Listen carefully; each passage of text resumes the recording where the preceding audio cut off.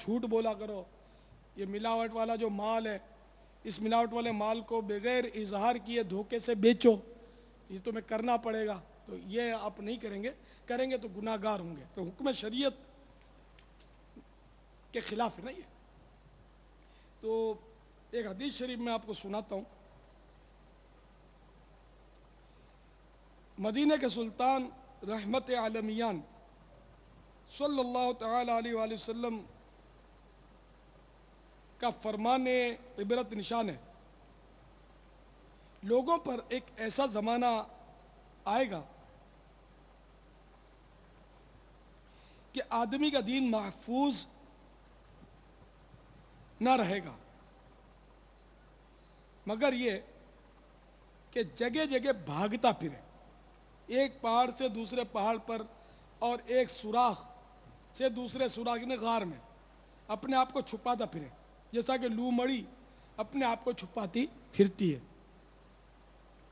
لومڑی ایک کتے سے چھوٹا جانور ہوتا ہے، کتے سے مشابہ ہوتا ہے، وہ لومڑی بہت چالاک جانور مانا جاتا ہے۔ صحابہ کرام علیہ رضوان نے عرض کی، یا رسول اللہ عز و جل و صلی اللہ علیہ وسلم،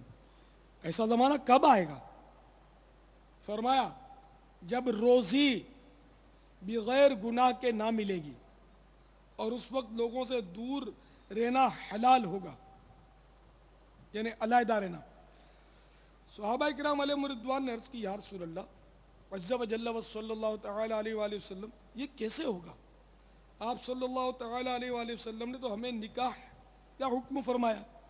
آقا مدینہ صلی اللہ تعالی علیہ وآلہ وسلم نے فرمایا، اس وقت آدمی کی ہلاکت ماں باپ کے ہاتھ میں ہوگی، اگر ماں باپ مر چکے ہوں تو فرزند و عورت کے ہاتھوں ہلاک ہوگا،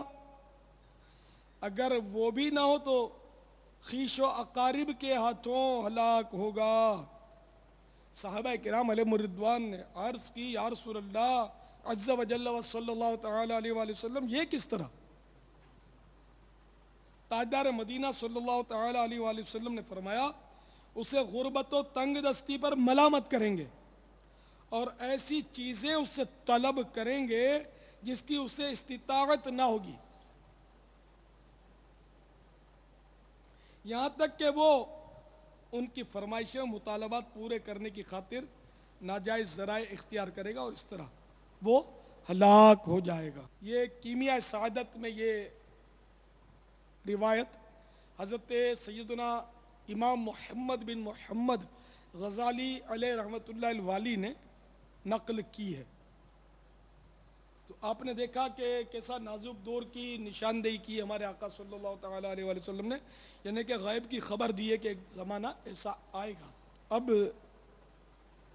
ظاہر ہے کہ اس کا مطلب یہ تھوڑی کہ ہم اب اپنے آپ کو حرام کے سپرد ہی کر دیں کہ حرام ہی حرام کمائیں، ظاہر ہے جو اس میں بچ کر نکل جائے گا وہ کامیاب ہے۔ دور نازک ہے، اور میں یہ نہیں، اس حدیث کی شرح مجھے نہیں معلوم کہ میں اپنے طور پر کیسے کر دوں کہ وہ زمانہ آ چکا ہے، واللہ اعلم۔ ہو سکتا ہے کہ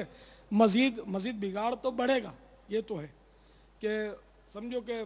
شر میں اضافہ ہی ہوتا چلا جائے گا، حدیثوں میں اس کے مضامین ہیں۔ تو اب یہ کہ مزید شر بڑھتا ہی جا رہا ہے،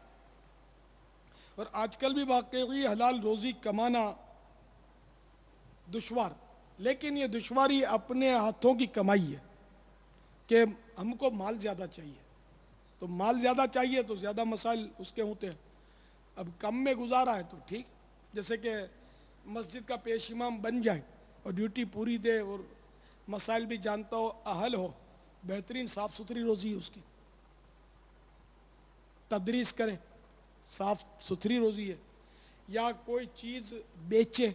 چھوٹے پیمانے پر، کوئی دکان لگا لی اور کوئی مطلب ایسی حلال چیزیں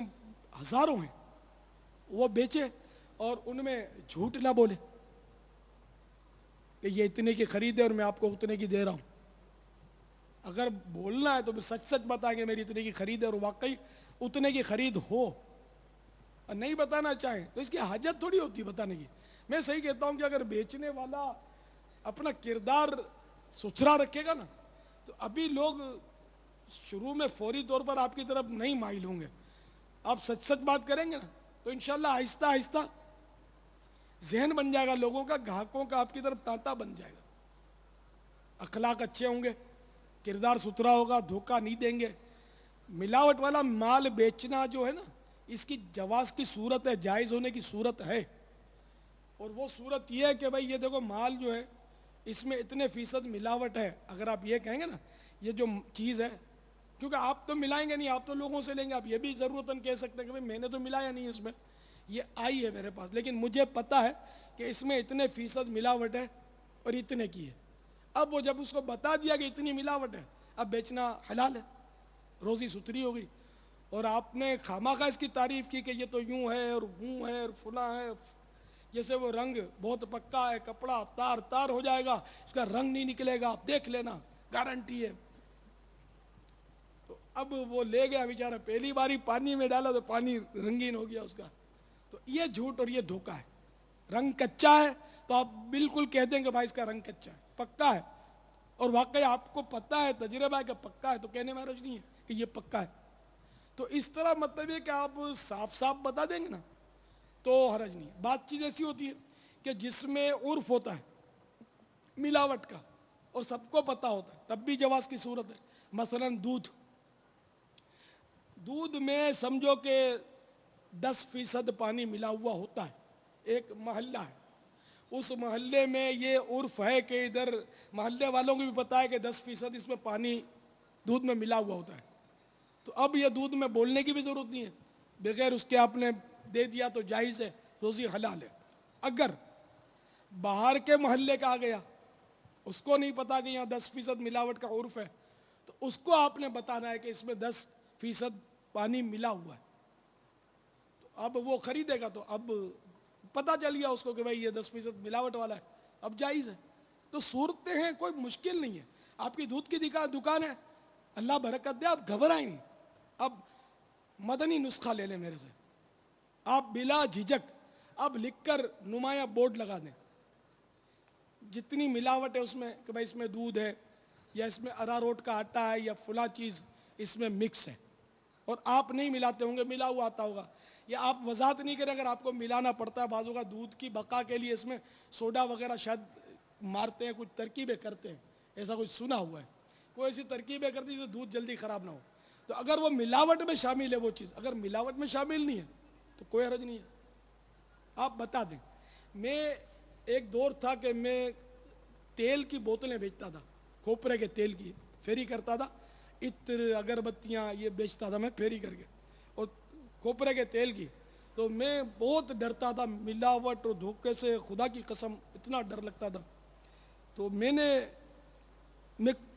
وہ سیلون کولمبو سری لنکا کا تیل بہت، یعنی کہ وہ عمدہ مانا جاتا تھا کہ وہاں کھوپرے کی پیداوار بہت ہے، ناریل کا تیل، تو میں وہ بھی لیتا تھا، بلکہ مجھے یاد پڑتا میں وہی لیتا تھا، کیونکہ یہاں کے جو دوسرے یہاں بناتے ہیں نا تیل، وہ مجھے پتہ چلا تھا کہ یہ کھوپرا جو ہے یہ بالکل رف قسم کا، جو بالکل قطرن گلی سڑی اس قطرن کا تیل نکالتے ہیں، بالکل ڈیمیج، پھر خوشبوئیں مار کے اس کی ترکیب بن جاتی ہوگی اور گزارا ہے۔ تو میں مطلب یہ کہ یاد پڑتا مجھے کہ میں وہ سیلون کا تیل لاتا تھا۔ اچھا، جس سے لاتا تھا وہ بھی بہت مطلب پیارا آدمی تھا، اور داڑھی ماشاءاللہ پوری تھی، اور یا رسول اللہ کہنے والا تھا، مجھ سے محبت بھی کرتا تھا، میں اس سے لاتا تھا۔ پھر اس سے میں نے معلومات کی اسی سری لنکا کے تیل کا، اس کا بہت ہے، تو اس پر لکھا تھا کہ 1% اس میں ایسنس ڈالا ہوا ہے، یعنی 99% کھوپرے کا تیل ہے، اور 1% اس میں خوشبو ڈالی جاتی ہے، اور اس کے شاید خوشبو کی بقا کے لیے یا اس کی چھاک یا بو اڑانے کے لیے ڈالتے ہوں گے، تب بھی مجھے گھبراہٹ ہوتی ہے، دیکھیے یار اب میں کروں کیا۔ تو ایسا مجھے یاد پڑتا ہے، میں بولتا تھا کہ دیکھو بھائی اس میں یہ لکھا ہوتا ہے 1% اس میں ایسنس ملا ہوا ہوتا ہے، اور یہ کھوپڑے کے تیل کی بوتل، اور یہ اتنا اس کا چارج، اتنا ڈرتا تھا میرا الحمدللہ میرا چلتا تھا کاروبار، کسی نے مجھ پر کوئی اس معاملے میں کبھی بھی تنقید نہیں کی، کبھی بھی، ایک بار کیا، آدھی بار کیا، 1/4 بار بھی کسی نے تنقید نہیں کی کہ 1% ملا ہوا ہے، جھوٹ، فلاں، دھوکہ، نہیں، بلکہ میں تو سمجھتا ہوں کہ میری ترقی کے رازوں میں سے شاید یہ باتیں ہیں کہ لوگ مجھ سے متاثر ہوتے چلے جاتے تھے کہ میں الحمدللہ انہیں کہ صحیح بات بتا دیتا تھا، الحمدللہ جتنا مجھ سے ہو سکتا تھا میں کوشش کرتا تھا. تو یہ آپ کی ترغیب کے لیے جو مجھ سے محبت کرتے ہیں، میری باتیں ان کو سمجھ میں آتی ہیں الحمدللہ. تحدیث نعمت کے لیے ترغیب کے لیے عرض میں نے آپ کو سمجھو کی. تو اس لیے آپ گھبرائیں نہیں، آپ سچ بولیں،